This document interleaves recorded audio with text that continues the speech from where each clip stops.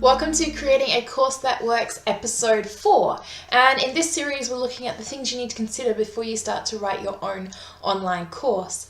Last week we looked at breaking down the content, and one of those components was getting them to do something, getting them to take action. So this week, episode 4, we're going to focus more on that whole aspect of taking action. You see, learning isn't passive by any means. As much as you'd like to think that it might be, none of us learn by absorption, really. We don't learn by just sort of sitting there and letting learning happen. We learn by doing. And that's the way it's always been. You know, I've never seen a toddler learn to walk by just watching other people walk.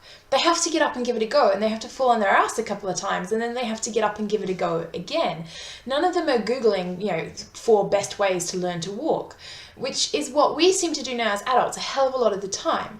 We seem to rely on reading what other people have done and watching what other people have done and those sorts of things, rather than just giving things a go and trying.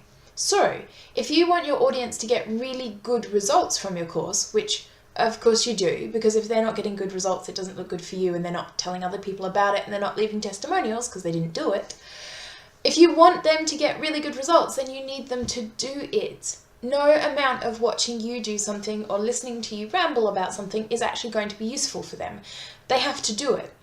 So you need to make sure that for every component of your course, you're implementing areas where they can go away and do something, whatever that something is. Now, this will depend entirely on your course, but some things you can consider. 1, you can get them to go away and do research. It's not great because it allows them to procrastinate around the actual doing of things, but if it's a theoretical subject or there's no actual physical thing they need to do yet, based on the stuff you just told them, then you can get them to go away and do some research. You could get them to write a review or to think logically about the information you just gave them and to formulate an opinion. Now, that's something that we don't think about a lot. Often we just take information for granted, but it's not until you really think about something and think about how that applies to your life and whether you believe it or whether you don't. And a lot of instructors and a lot of courses are worried about asking their students to formulate an opinion about their information because they don't want someone to come back and say, I don't think that's right.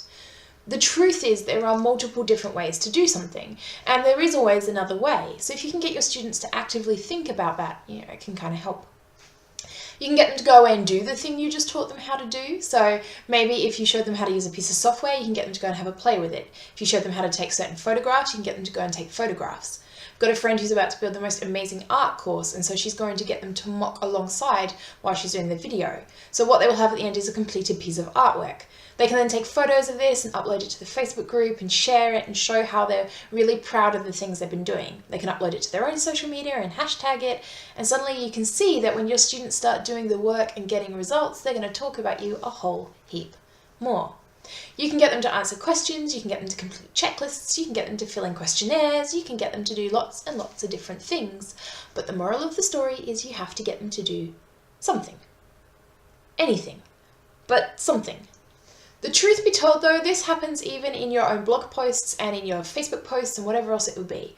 This is where we have a call to action where you're asking them to do something. So what is the singular purpose of the bit of information you've shared? What do you want them to go away and do? Whenever I live stream or talk to my groups, I try and make sure that I issue them with a challenge at the end. So rather than me just sharing something that I've learned or some information, I tell them how that applies to their business, and then I ask them to go away and do something. Because there's no point them just listening to me, but they actually have to try it.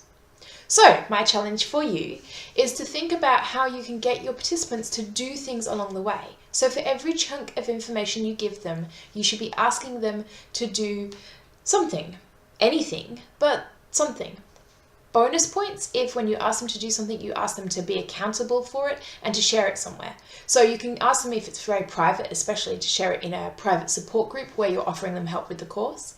If it's a little bit more public or a little bit more open, perhaps you're an interior designer or an organizer and you've asked them to declutter a room, you can get them to share the photo on social media to show that they've actually done it. So there's lots of options available to you. That's it for now, and as always, I will see you in the next video.